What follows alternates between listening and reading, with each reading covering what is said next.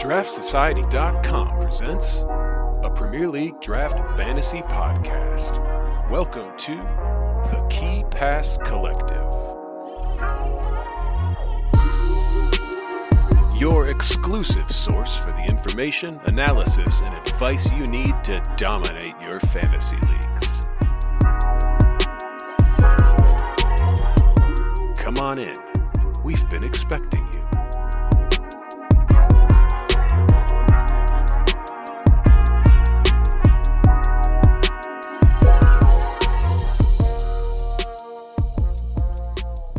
Draft heads, what is happening? Welcome back to the Key Pass Collective.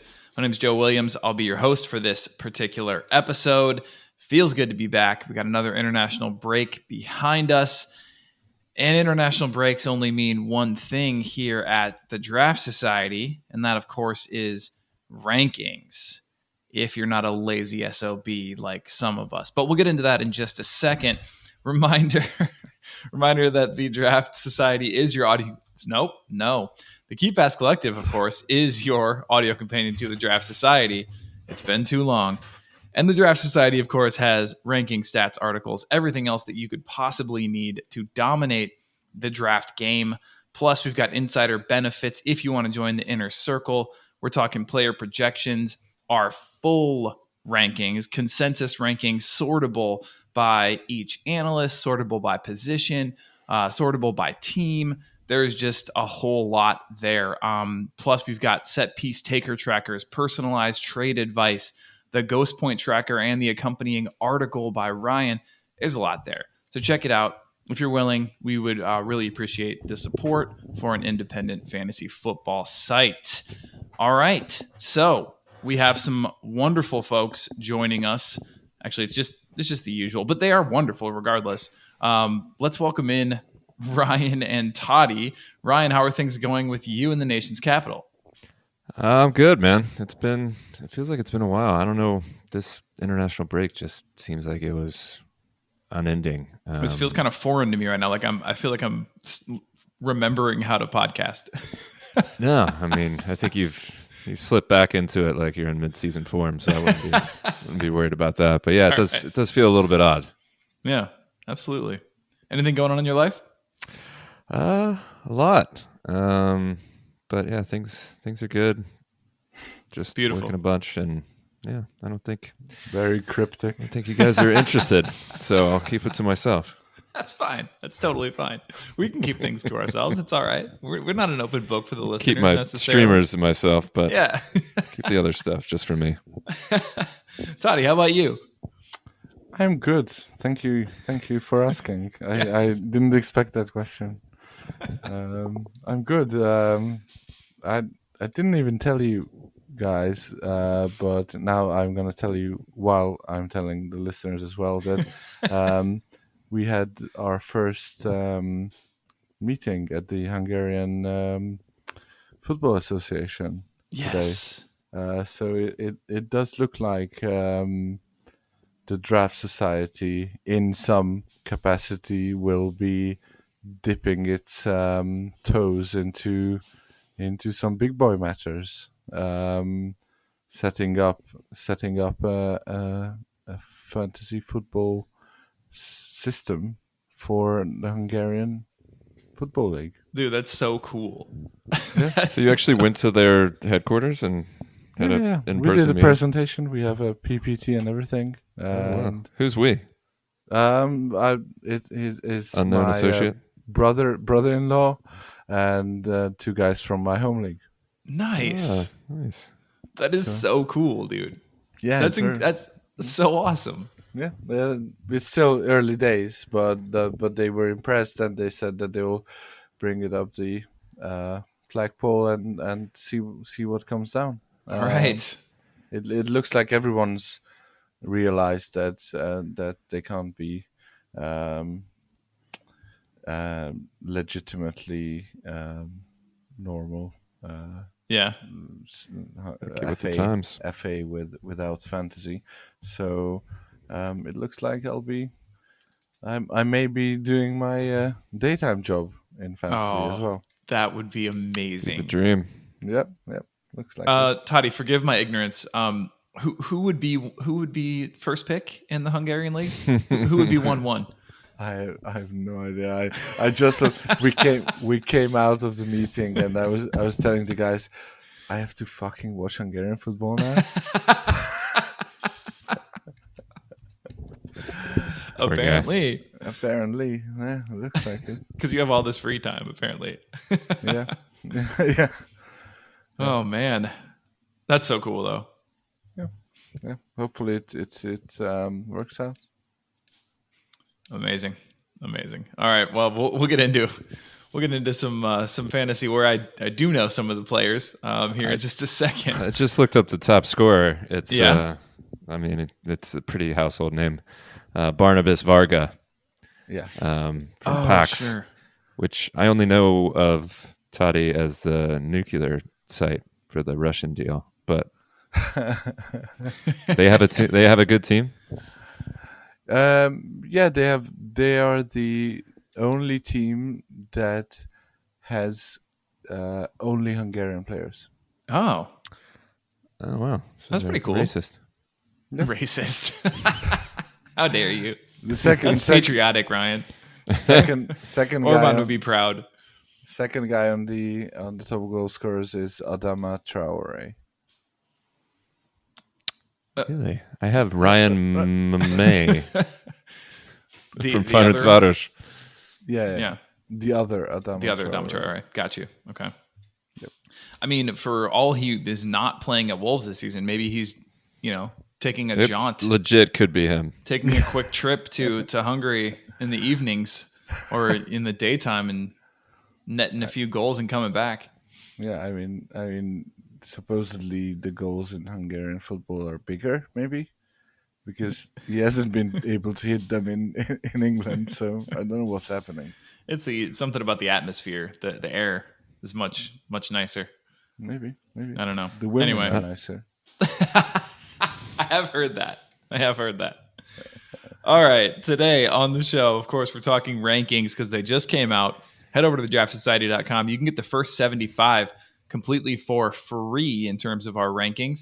But then if you want anything where it's sortable, like I said, by team, by analyst, by position, you'll have to subscribe to the Inner Circle. We got it broken down for you there by all kinds of different ways. So check that out.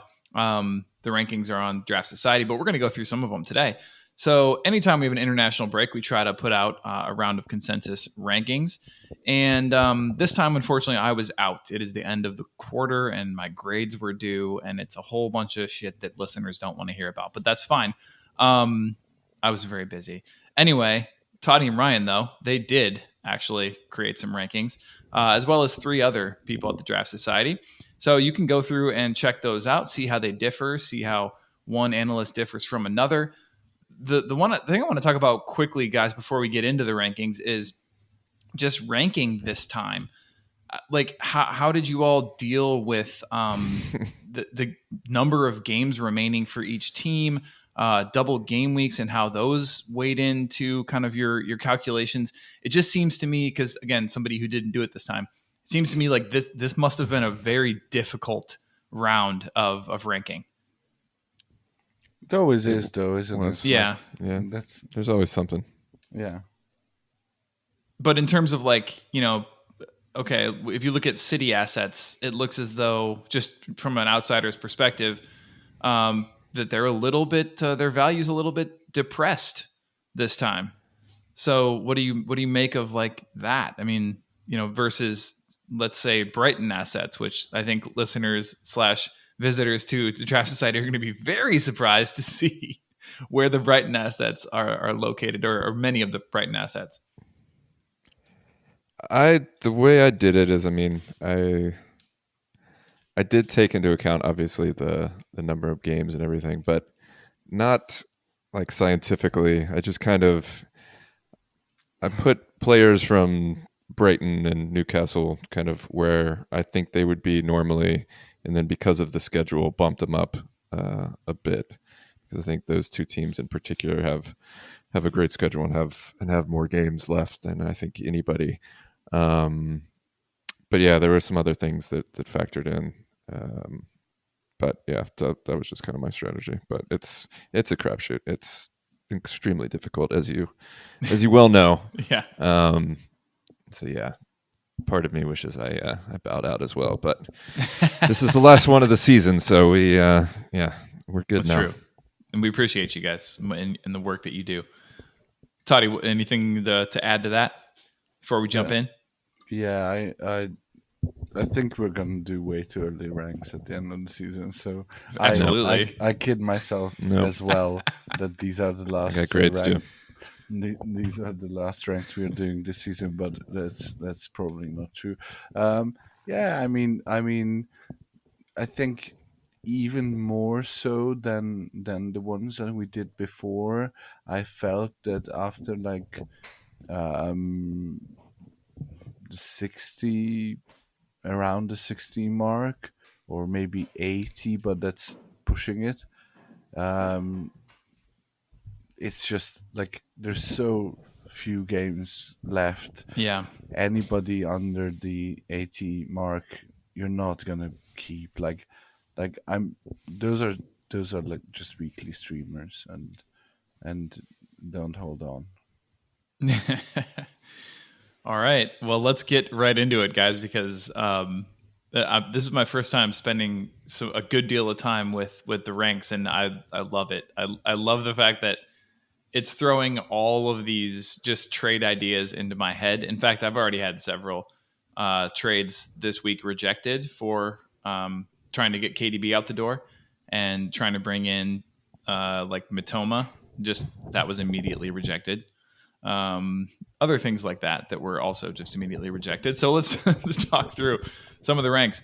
I think the first thing we run into is at number 2, we have Bruno Fernandes, which is not all that interesting. But Ryan, you have him ranked 6. Is this just anti-United bias, or is it's there something? Not? Okay. I mean, I thought I was being fairly generous. Putting him, Everyone else has him at 2. Putting him at 6. I mean, between 2 and 6, it's not that big of a deal. It is when you're in that first round, like highly drafted territory, top 10. That's pretty big. Yeah, I don't know. I think he's going to be great rest of the season. Obviously, he's in a double this week, but I just slightly liked a few other players more. Yeah, nothing really more than that, to be honest. I mean, I guess we can mention, one of them that you liked better, and Totti, you too. Not better than Fernandes, but Ryan definitely is KDB, the aforementioned. Yep. So I thought he got the short end of the stick in this, to be honest. He got skewered, absolutely. So you have him at 4. Totti has him at 5. The other gents, Robbie, Gavin, and Draft Lad, have him at 11, 12, and 13, respectively. I think it has to be said that there is a bit of wishful hoping involved. It's nothing to do with the fact that both of us roster him. Nothing at all. But yeah, I think, and we talked about this obviously when we did the scrutiny session of our own ranks. That I think we agree on this, that he's a big game player. He's a big clutch player, and once they smell blood, they will go for the kill to get the league from Arsenal's hands, and KDB will be instrumental in that for sure. And I think that's the basis of at least my ranking of him. Yeah, Ryan, because you've been saying you have full faith that he's going to show up against Liverpool. Yeah, I mean, I now have a insufferable mini city stack myself with him, Alvarez and Gundo, and even if all 3 start, I'm just gonna start KDB just because I have better DGW options. But yeah, I think he's gonna ball in that game. As Totti said, he usually rises to the top for these big occasions, and I think he's been rested enough for this business end of the season. And despite Champions League. I think he's going to start most of the league games left, and they still have a double coming. And then, other than Liverpool, even though that's a decent matchup, I think they have a pretty favorable schedule. And so, yeah, I thought he got shortchanged a bit, but I mean, I understand it because we rostered him. We know how frustrating he's been. Yep. The last few months, but yeah, I think he's going to turn it around at the right time.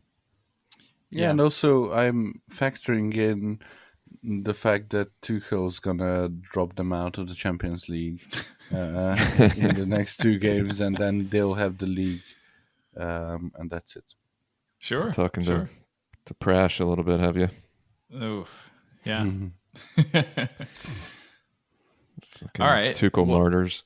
Well, let's quick go over top 10 just so that people, are on the same page as us. And I think there's some names in here that'll surprise folks if they haven't seen it yet. So Trippier, number 1, should be zero surprise there for anybody who's been conscious this year. Bruno Fernandes, Bukayo Saka, Harry Kane, Solly March, number 5 overall. What, no, I get it. Draft has him at 3, my God. Yeah. It's amazing. It's honestly amazing. I mean, spend any time with his numbers and you get it. And then you look at their fixtures, you look at the doubles. I mean, yeah. I was gonna say, if you take away the fixtures, where would you put him? I think I'd probably have him 15-ish, maybe. Sure. Yeah, if they didn't have 3 more games than everyone else. But think about midfield this year. Right? I mean, midfield's sort of fallen off a little bit of a cliff. You've got some that are really performing, and then some, think about your Jared Bowens of the world, right? And so you've got a guy decent recently.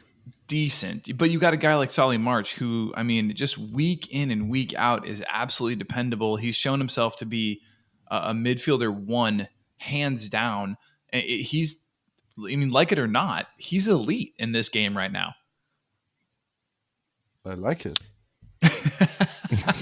if I have the option of liking it or not. Okay, good. It was a thumbs up, thumbs down scenario. So I'm glad.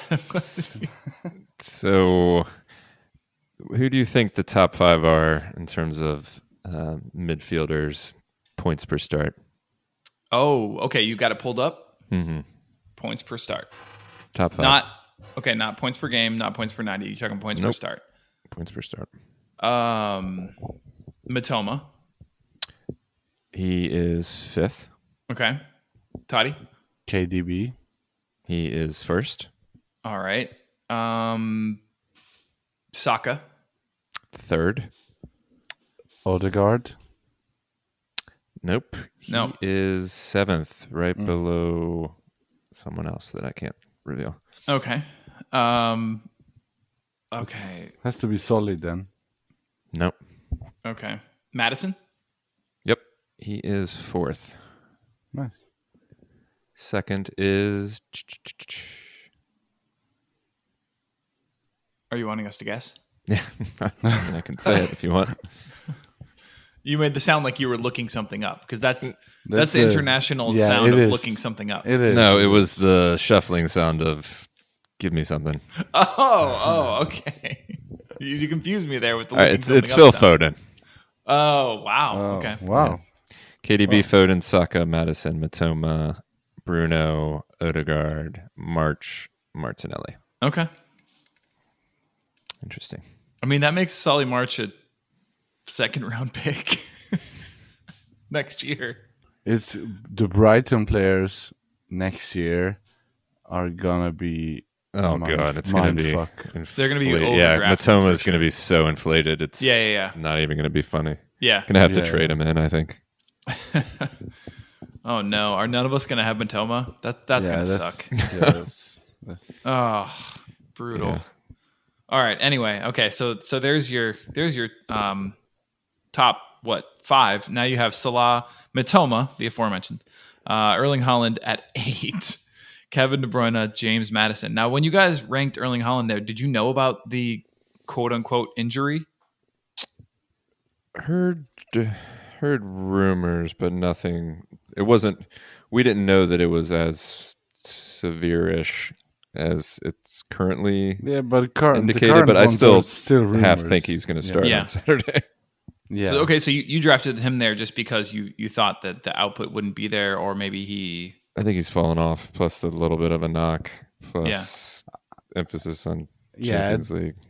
At the end of the day, I think, although Liverpool have been very handsomely rewarding opposition strikers this season, but I don't think this is the game that will define his ranking. Like, if he misses this one and then plays all the rest, then that wouldn't change my ranking of him. Okay. So, yeah, I think we factored it in somewhat that he could miss out. Got it. So yeah, Holling, De Bruyne, and then Maddison rounding out number 10. Rashford barely missing at 11. I mean, there's some arguments that could be made for Rashford top 10. In fact, Gavin has him at 5. I mean, that's very reasonable, and they have 13. They have the same number of games as Newcastle and Liverpool. So the second most number of games after Brighton. He's got a PPS of 11.6, so not as explosive, at least on paper, as some of the other folks above him. But yeah, I mean, you can make a case. He's one of those guys that obviously, if he gets a couple goals, he's going to explode. But if not, then Kind of goal dependent. yeah, nothing to write home about. So Yeah, that's it's going fair. to be boomer bust. But he's been getting a shit ton of goals, though. Yeah, Yeah, well, that's because I ranked him really highly last time. That is the sole reason. he's got 4.5 and 3 the last two, but I'm up against him in a double, so Oh, do the math. 40 burger incoming. yeah, 40. God bless. Minimum. I wish Fully you well. healed from the injury. all that good stuff. Let's see. Okay, moving right along. And unless there's any you guys wanted to talk about before this, I wanted to pause on number 14, Darwin Nunez. It's not that widely varied, but Gavin does have a little bit more faith in him than the rest of you. Ryan, you've got him at 19, the lowest, and Gavin has him at 11. What do you guys see for his prospects this season going forward? I like Nunez. I've been trying to trade him in for months, but haven't been able to. I just kind of factored in the knock plus other folks like Diaz and Jota coming back into the fold. So I still think Nunez is probably a pretty nailed on starter, regardless if everyone is healthy. But yeah, the injury and that factored in. They got a good schedule, so if he's fit and firing, I mean, I could certainly see him warranting the ranking that Gavin gave him. But because of those mini boulders, let's say rocks, I think 19 was fair. Yeah. Anything on that, Totti? Yeah, it's an interesting one. I think the bigger issue is now that everyone's healthy, or coming close to being healthy. How will that Liverpool front line look? And had Gakpo not found his form, Yes. I would have said that this international break will be enough for Jota to take that spot on the left. Yep. But seems as Gakpo has actually started playing really well the last few game weeks before the international break, then I'm not that sure. So I think, although it's not something that Klopp usually does, but we might be looking at some sort of rotation and headache there. That said, I think Nunez is as nailed as one can be if you're not named Mo Salah.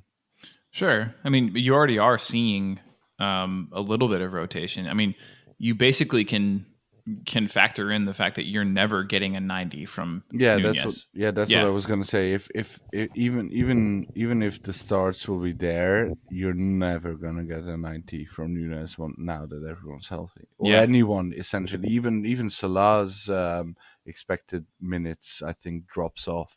Not his expected starts, but his expected minutes, because he can sit out. Obviously, we don't have any other competitions to contend with, but there's still a lot of Premier League games to go. So definitely. All right, let's move down the ranks just a little bit. I was going to pause on Martinelli for a moment, but we don't have to. I'm a little bit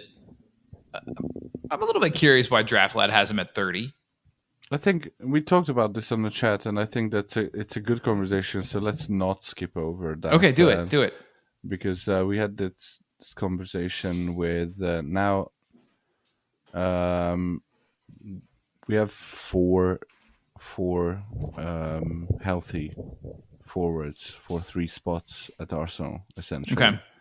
And considering hopefully there's no injury coming, then we had ourselves a little talk on how they will line up and who will get more starts and whatever. And I think there wasn't a consensus. So we have a few Arsenal fans in our midst. We do? No idea. And Ryan was not as many as Liverpool. Come on. That's fair. Yeah, there's a lot of Liverpool fans. TDS, there definitely are. And Ryan, you were of the view that Jesus comes back in immediately, doesn't have to jump through hoops, and Trossard misses out. Maybe Martinelli, but Trossard is the primary one missing out, right? Yeah. I'm the born again Christian. Jesus said. He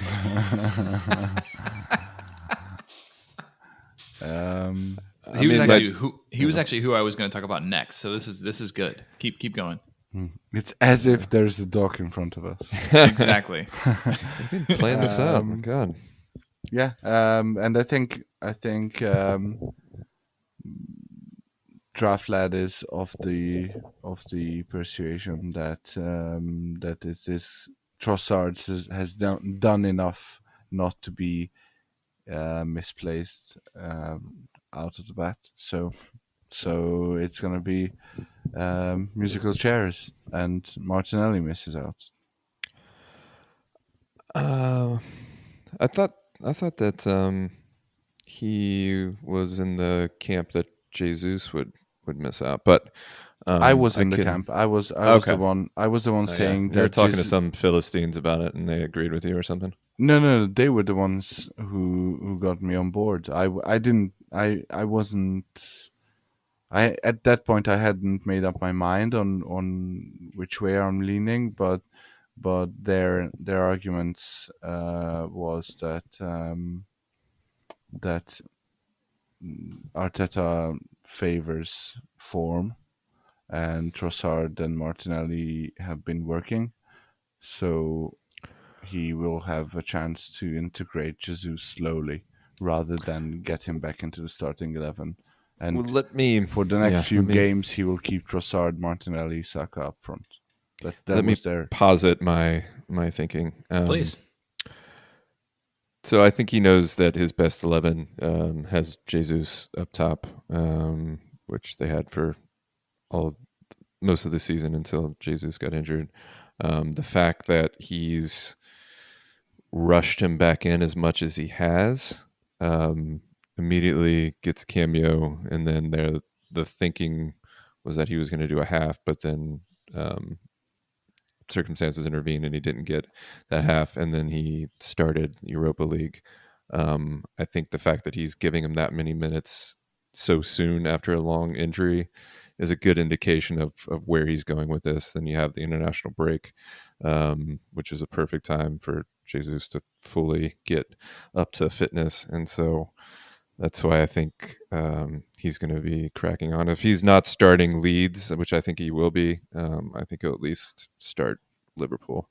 And the other thing is that he's just such a great help in terms of the hard work and the press. And I think he links up with Martinelli so well. And I think it's just a more dangerous team with him. And that's not a knock on Trossard. He's done brilliantly, especially coming in January, hitting the ground running. But it's just as dangerous having him as a super sub on the bench to come in. And even Trossard in a recent interview said he was surprised at how much time he's gotten so far. Oh. So I think it's it won't be seen as a knock if he goes back to the bench, given that Jesus is back in contention. So that's why I think that Jesus goes straight in, and that's why I ranked him kind of accordingly, because we kind of forget, because of the layoff, that he was, before the injury, averaging like almost 15 points a start. So I think he's going to crack on starting this weekend, hopefully. Yeah. All right. Interesting. So we kind of covered both in there. We covered Jesus a little bit, and like he was, he's kind of the next one I wanted to talk about, because Ryan, you've got him all the way up at 11. Obviously resident Arsenal supporter, but at the same time, there are others who are not that far off. Robbie's got him at 14, but then some as low as 25. Totti, you're at 23. So you're just kind of like, as you mentioned, kind of just foreseeing a little bit more rotation there, or maybe hooking players a little bit earlier in matches? Yeah, I think more rotation. I think there might be some issues with coming back from injury. Like, I know he started a game, and I know he came in straight after his recovery, and had a good cameo. But I still think that it's more of a slow burn integrating back, rather than now he's healthy and he can go. So I think it's more of an issue that he may start Liverpool, but then he may miss 2 starts again. So something like that. So he's not like, it's similar to the Jota situation. Mm-hmm. Like, he came in, he was very rusty when he came in first, and then got a couple of good goal scoring opportunities, and I think he scored as well, or assisted, and then he got a start, and then he didn't get a start for the upcoming 2 after that. So something similar to that I'm expecting. And also, I think like I was gonna trade out Trossard after I picked him up, once someone dropped him after his move to Arsenal, and now I have cold feet, because I think there is some rationality in expecting Arteta to stick with the hot hand. High risks. Yeah, strategy fair. there. He loses all value if he's on the bench this weekend. That's fair. Okay. Living dangerously. I like it. All right, Ryan, the time has come. Would you like to opine? Would you like to regale us with some praise about one Hamed Traore? Oh man. He, of course, in your newest rankings is 26 overall, just behind Son at 24, which maybe we should talk about too. But also then Pascal Gross, just ahead of Morgan Gibbs-White and Dwight McNeil. Hamed, the numbers speak for himself. The guy is the Ghost Point revelation of the season. This is like one of my favorite parts about the game, is just some rando in the Zambo and Gisa mold. Oh, the Zamboni. Yeah. By the way, he is killing it right now. Yeah, he's about to win a Champions League and a Serie A. And he's about to get a massive payday. Yeah. Yeah, I miss him quite a bit. But these guys just come out of nowhere and reveal themselves as ghost point gods. And Hamed is one of those. He I think he's averaging. He's a second, I think, in ghost points. He's averaging, I think, 14 or so. Wow. A game, which is just nuts. Yeah. Was injured for a bit, which dampened his value. Thankfully, I was able to get him in because I picked him up and then dropped him because I got jammed up that weekend. And then thankfully was able to trade him in a couple weeks ago because of the injury. But proved his bona fides again last week when he came in for a half-hour cameo and got 8.5 points, which is nuts. That's crazy. The fact that they have a double game week and a decent schedule. I mean, I just don't see how this guy scores less than 10 a game rest of season. So, I mean, he doesn't have the name value, but I think if you just look at the numbers, he more than deserves that 20 spot. I like it. Anything to add to that one, Totti? No, I mean, I like him as well. Ryan, are you not at all afraid that he will just fall off a cliff as Bournemouth look to play a more defensive and then quick counter type of system? No, I mean, I think he's played 5 games and his lowest score has been 9.5, and that includes a game against City where he got 15 ghost points with probably 6% of the ball. So, like, Yeah. I think he's just matchup proof, tactical proof. Speaking of City, you have him higher than Grealish. He's proof. Yeah. Yeah. Even, I mean, if this guy somehow starts getting attacking returns, like, sky's the limit. 1-1. All right. Totti, sorry, go ahead. I think Totti wants to do a bet. 1-1 next season. Oh, 1-1. Absolutely. The only reason I want them to stay up is so I can get him next season. Definitely 1-1 if he moves to Hungary. Yeah. Oh, yeah. God, he would tear it up for Pax. He absolutely would. All right. I wanted to talk briefly, guys, about, maybe not so briefly, but I kind of alluded to it, but Tottenham assets. You know, we've got, of course, the whole circus that's going on there. I won't go into it, but I'm sure you'd love to, Ryan. But we don't have to go into the theatrics / whatever you want to call what's happening at Spurs right now. But my question is, like, you know, struggling assets there, Son being chief among them. Does this spur them on? Oh, God. Or yeah, I was going to say asset is a very very undeservedly generous word positive there. Word. Okay, or does it?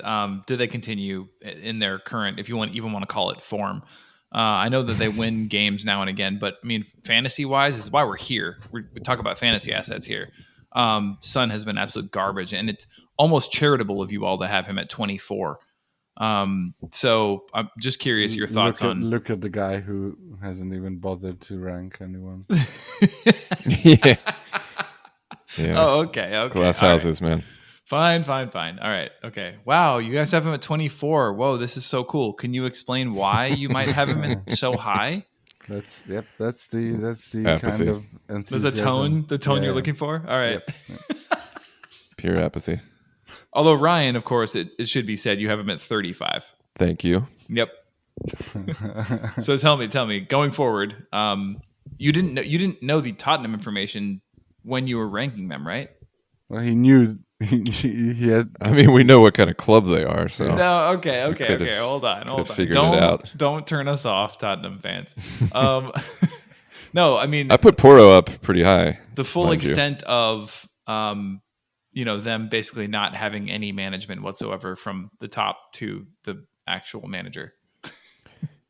Yeah, I mean, you can make an argument that Stellini and Mason could be better than I think that's the argument Joe's trying us.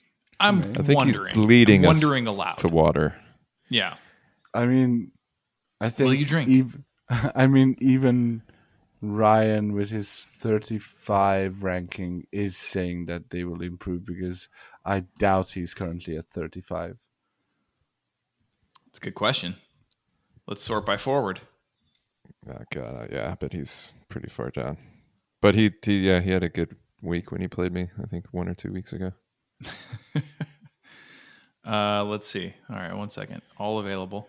Here we go. No, not all available. Sorry, all. Clearly. Can this be real? He's 7th? What? As a forward? Yeah. I mean, that's not terrible, but I think overall he'd be more than 35th. Oh, overall, yeah, for sure. Yeah. But as a forward, 7th. 263. Those fives add up. They certainly do. Indeed Oh, they do. I like Pedro Porro. I think he's coming into his own, and I mean, especially with the Royale injury, although I don't think he was going to come back in regardless, but especially because of that, he's going to be nailed on rest of season. So I really like his prospects. Kane is manager proof, fixture proof, spuds proof. He's going to bang in goals regardless. And this could be, his last hurrah. So I'm sure he wants to finish the season well. But yeah, everybody else, I'm not that keen on.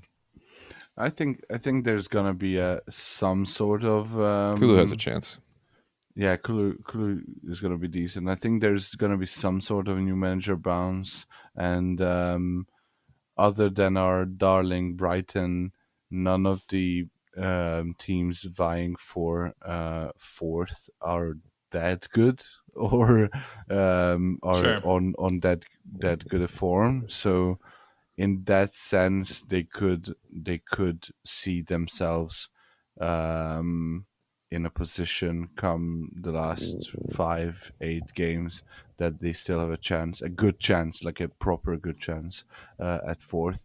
At which point the cream will probably rise to the top, and someone will have a few good games. So I think that's the expectation, that at the end of the day, the players will try to sort it out if they feel that they have a chance. Yeah. Okay, that checks out.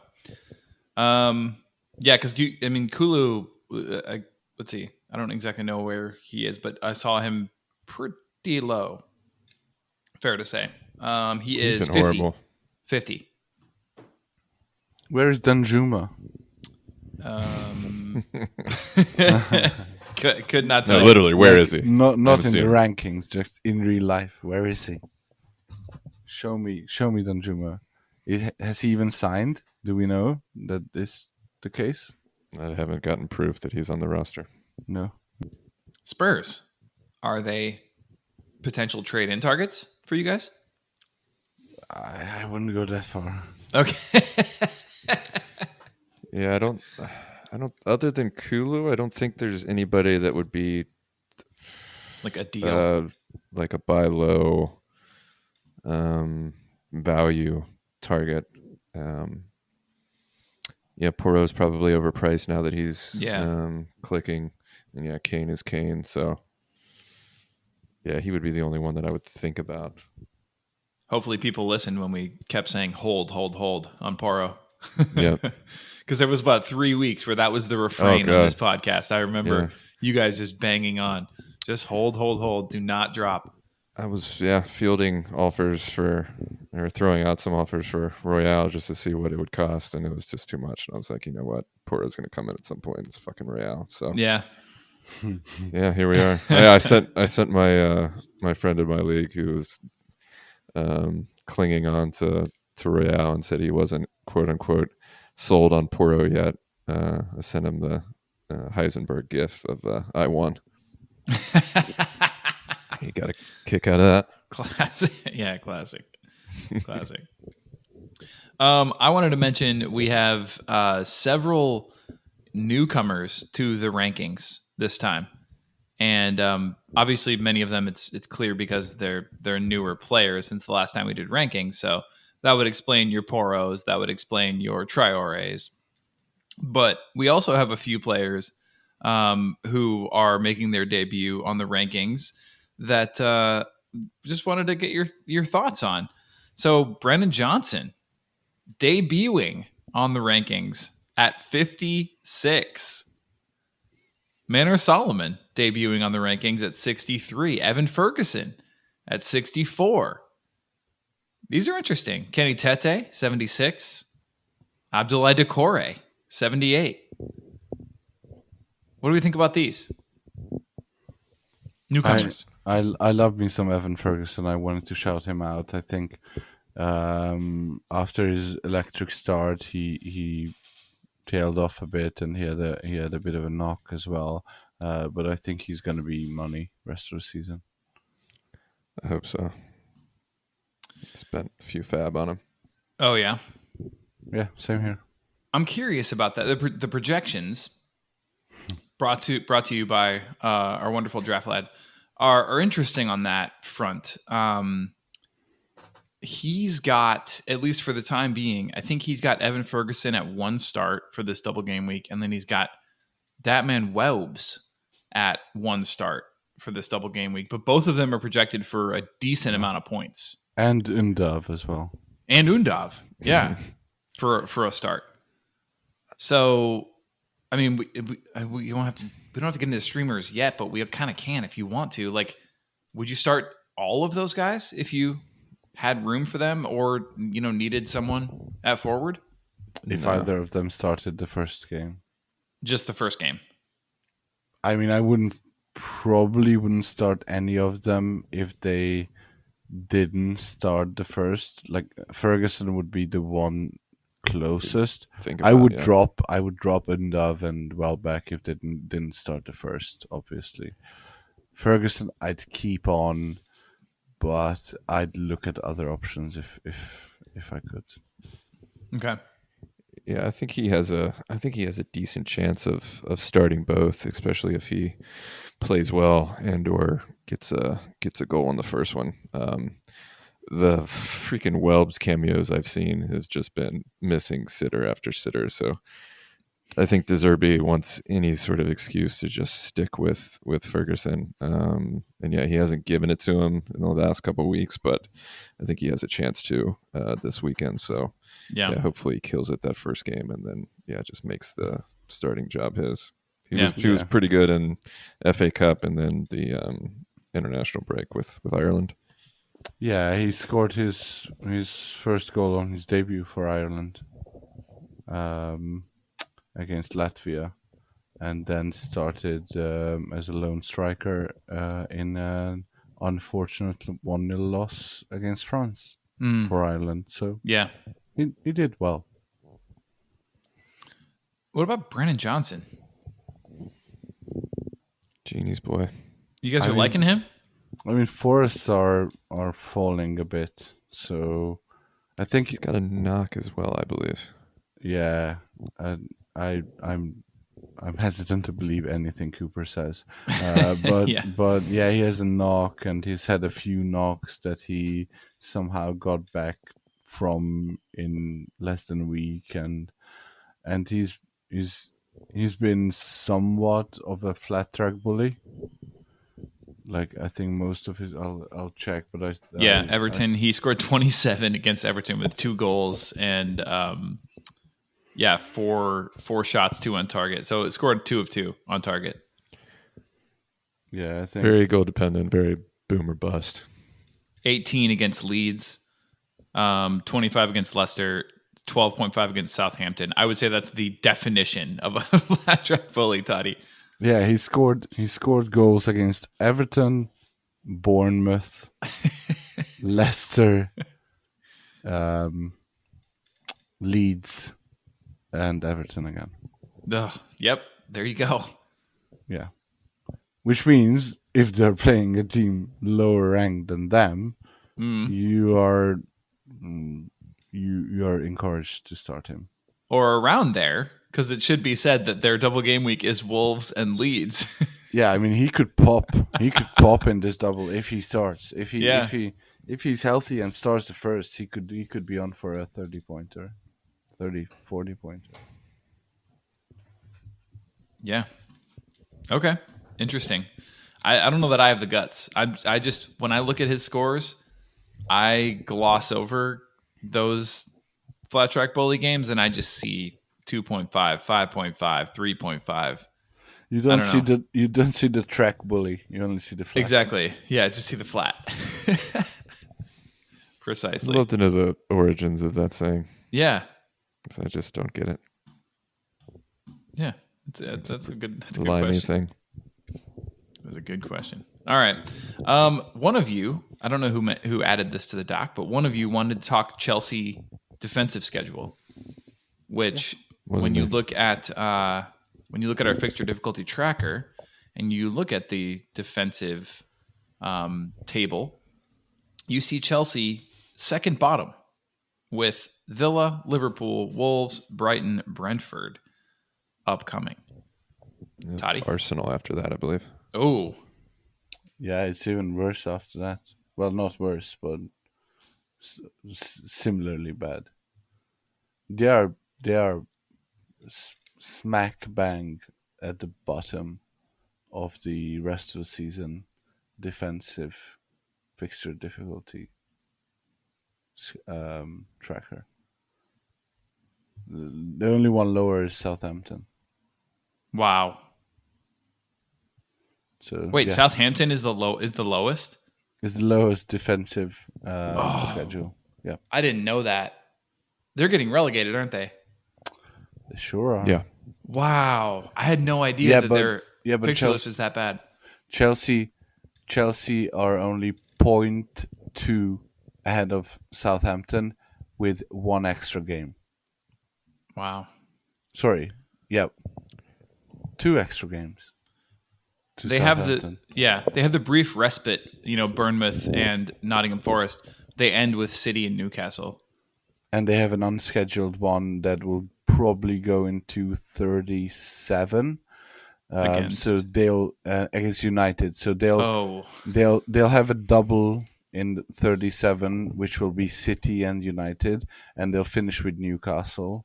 And before that, they play Liverpool, they play Brighton, and they play Arsenal as well. So the question is, and I think the interesting part of the question is that obviously you're not, or not obviously, but I think you shouldn't be holding on to any other Chelsea defender other than Chilwell or Reece James. And the question is, are they affected? Let's put their injury woes to the side. Are Ben Chilwell and Reece James affected by? Do they, when valuing them, do we need to consider the fixture difficulty at all?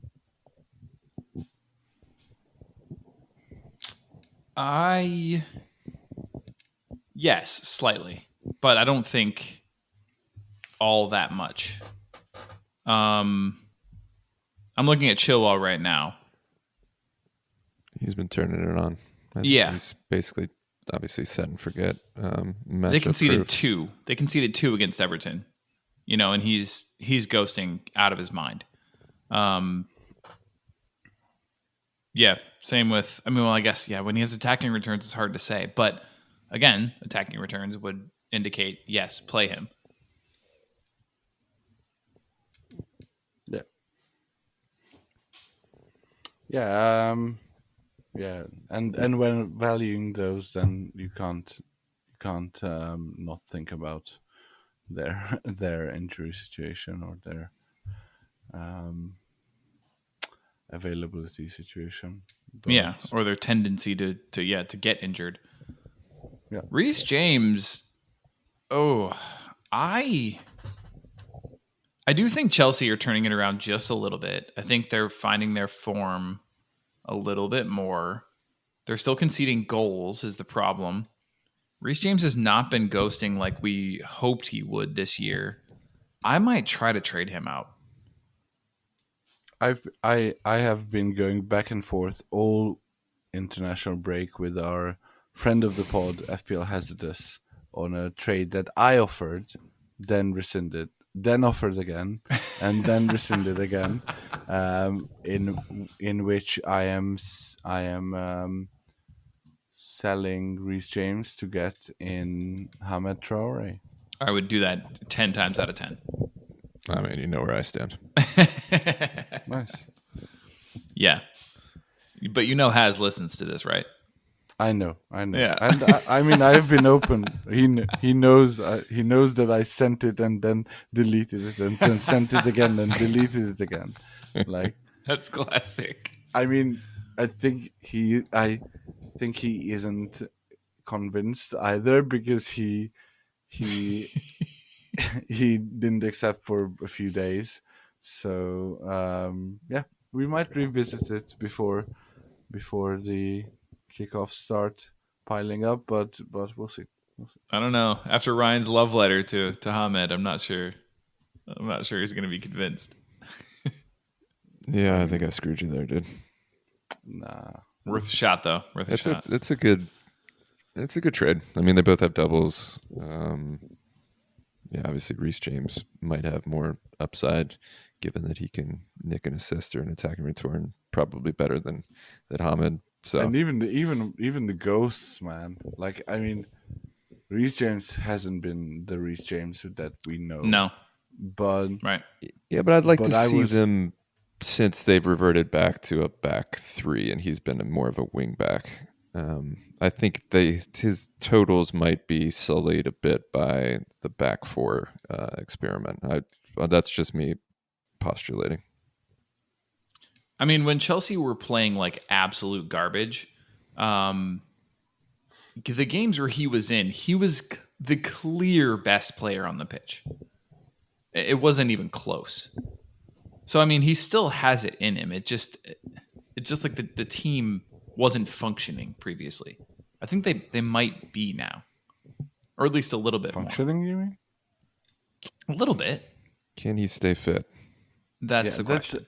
That's the only issue with for extra Champions League games as well. So against Everton, he scored 17.75 with an assist, but with 2 goals conceded. So that's peak old-timey ghosting, second rounding Reece James. So he still has it in him. But to the point where you're trying to trade him in? No. Okay. That's too much. Yeah, he's clearly trying to trade him out. That's too much. I'm clearly trying to trade him out. Okay.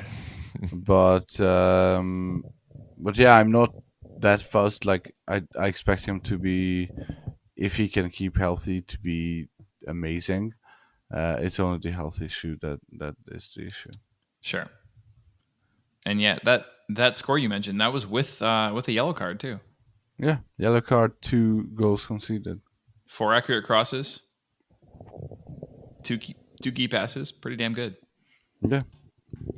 Nice. All right. The last thing in terms of rankings that we wanted to talk about, or even just like, not even really rankings, but more just like rest of season player value, is we talk about this every year. Does it exist? Does it not? Is there such a thing as being on the beach?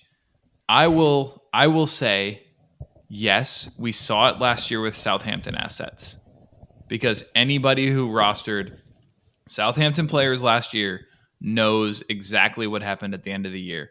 They basically lost all of their value. The team kind of just stopped playing.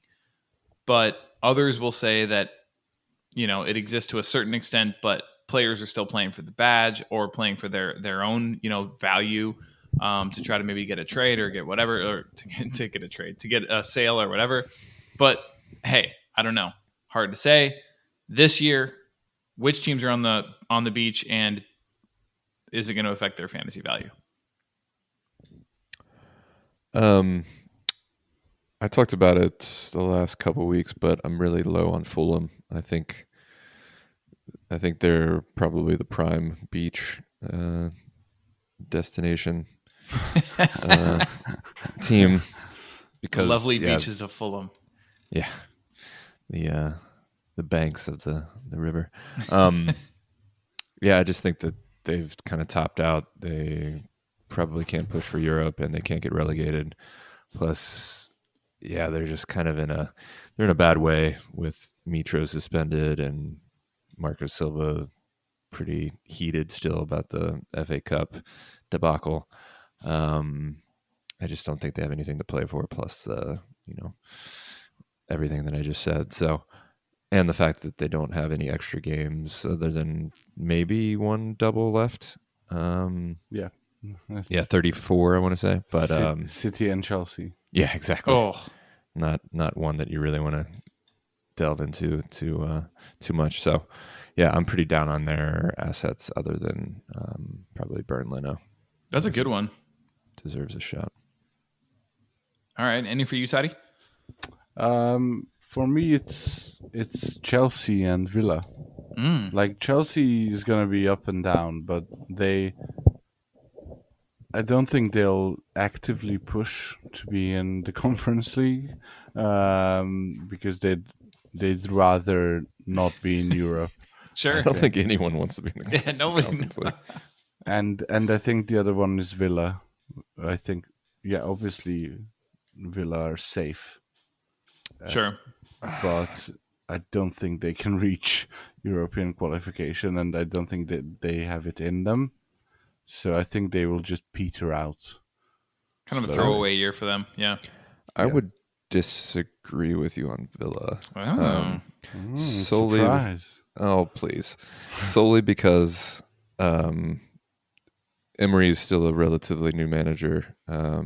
They've been playing really well despite not having nothing to play for, and so I think their form has been great since he came in. Plus, I think everybody's kind of playing for their job potentially next season under Emery. So it's been like a continued job interview, and yeah, I think they want to finish as high as they possibly can. So I haven't seen any signs of them being at the beach yet, and I don't think they will, knowing Emery, but we'll see.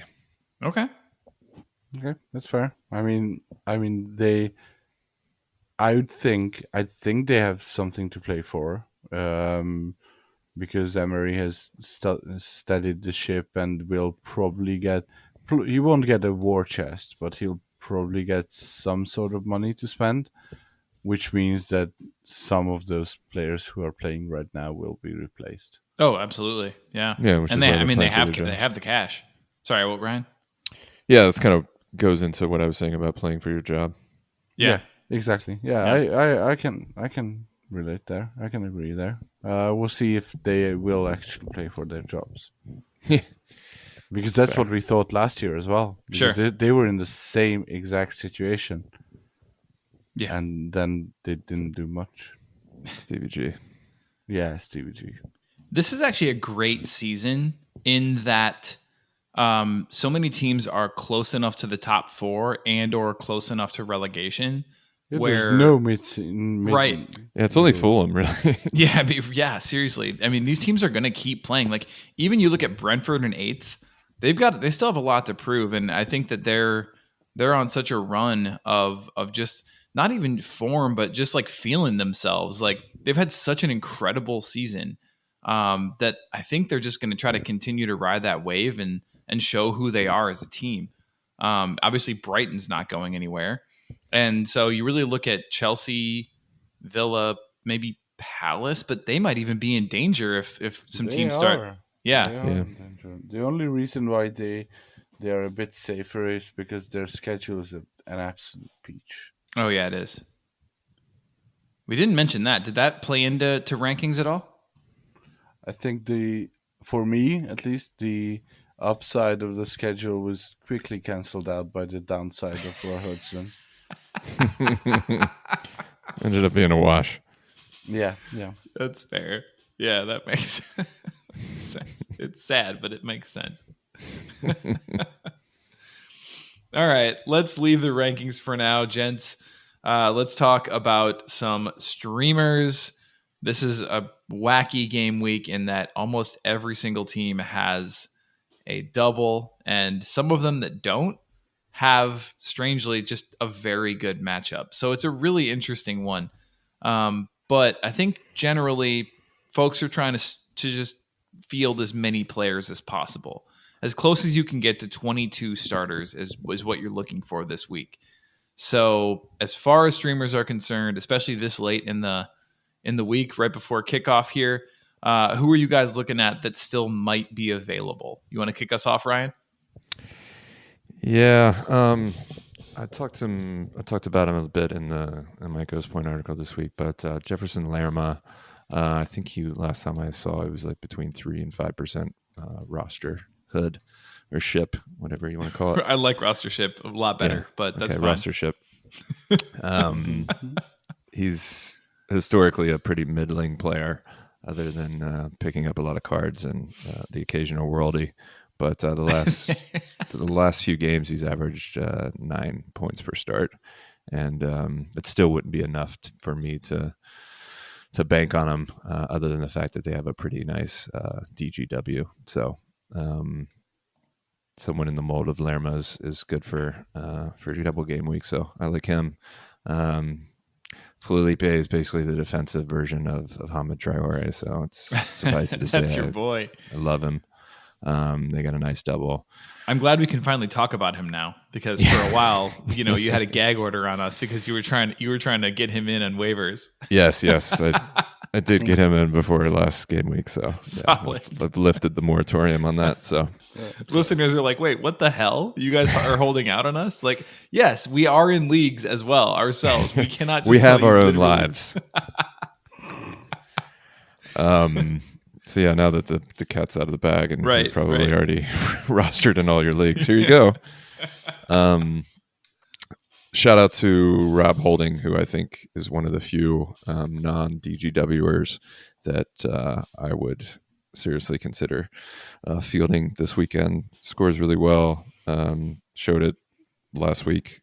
If they hadn't given up that freak goal, I think he would have gotten at least 16. So goes pretty well. They got a good matchup against Leeds at depleted Leeds at home. So he's somebody that might still be on your wire. And then a few more DGWers. Ings, I think he's going to be probably nailed on to start both of them, and he's boom or bust. But if you get a little bit of boom over a DGW, he could be fireworks, especially against his old team Southampton at home in a must win. Mark Roca is going to be nailed on for 2 because Tyler Adams is out for a significant chunk of time, and he's actually been scoring fairly well. Plus, he has the double, so he's somebody I'd consider. And yeah, Tyrone Mings has actually been scoring pretty well too, and they have a decent TGW matchup. So I was just looking at Mings earlier today, and actually dropped him from my Genie League team because. Oh, really? Yeah, because I actually disagree with scoring well recently.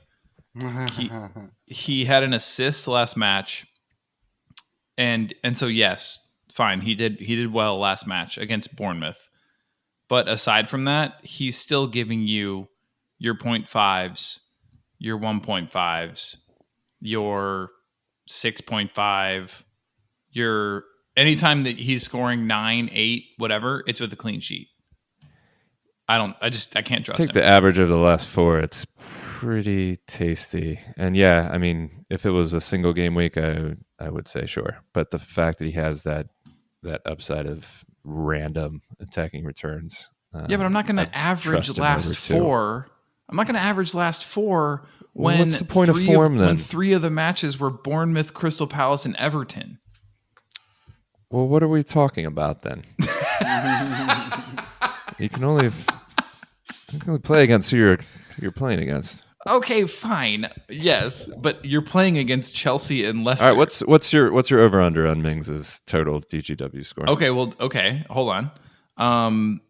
Draft Lad in the lineup optimizer tool, which we will definitely be debuting at some point in the near future. But for now, just several of us have it, and it's an amazing tool. I believe you don't get it, listeners. Right. He is projected for 7.1 points. over the 2. I think that's ludicrous. I will bet you a fine margin that he will go over that. I'm probably on the under as well. Okay, name your price. No, I'm voicing that I don't quite agree with that one. That's fine, though. Okay, It's okay. no, We're allowed to disagree. Yeah, we're absolutely. Are we allowed to disagree and then the disagreement not turn into a bet? Well, not for the No, two of you. that's- No, you guys always. That's forbidden. It always devolves into a bet, or maybe evolves in your case. No, let's just keep it like this. All right. Right now. You forced me into cheering for Tyrone Mings, and for what? It's happening now. It's happening. God. Now it's just. I mean, it's just for bragging's sake. Yeah. All right. Well, You'll drop always 7 have in that the first. one time that you knew Tyrone Mings going to score more than 7 points. You will always have that. Yeah. Yeah. And we'll see if it happens. All right, Totti, streamers. It's an interesting dynamic with streamers, and I love the fact that Gavin has started to incorporate the difference between the big community leagues and the officially available rostership number in his sleepers article. Yeah. I struggle with that in the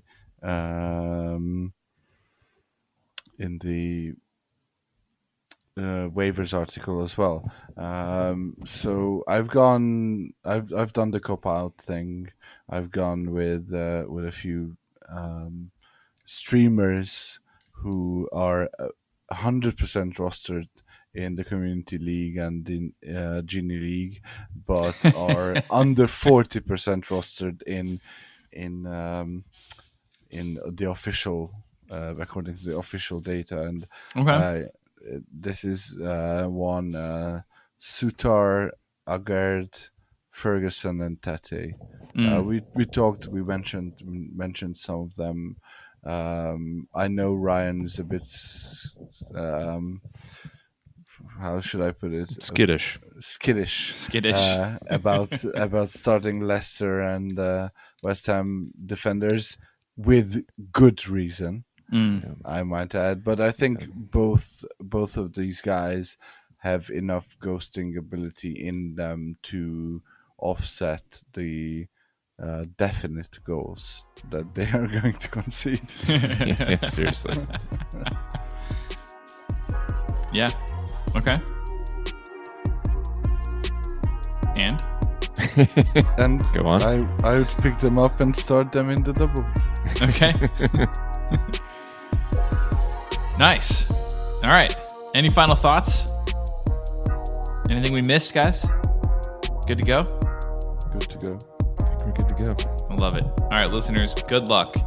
If you need any advice about this crazy double game week, let us know. Hit us up. Tag us on Twitter. We're always happy to help. Try to retweet it as best we can. Get it out there and just get some eyes on it, as long as your league mates aren't, scouring your every move on Twitter. But yeah, there's going to be a lot of decisions to make this week. So get as many of the views from the community as you possibly can. And like I said, tag us. We'll be happy to try to get more eyes on that if we possibly can. So yeah, best of luck. Again, go for minutes this week. Just try to get as many players on that pitch as you possibly can. But at the same time, it's one of those things. Play it smart. Make sure you're starting the players who are actually going to have an opportunity to score points. We always talk about center defensive mids. Be careful with those guys, because it's not going to do you a whole lot to have 4 times 2 equals 8 when somebody else, got 2 clean sheets from a defensive streamer. So things to just think about. All right. If you've made it this far, we love you. Listeners, you're the best. We'll talk to everyone soon. I am off to Puerto Rico in the morning and absolutely cannot wait. I will not be on the pod next week. I don't know what's going to happen. Maybe Totti and Ryan will record one on their own. We haven't really talked about it yet, so you're hearing this live. We'll see what happens. If you hear from us again next week, great. If not, we'll see you in a little bit. Either way, this has been the KPC. We're out. Cheers.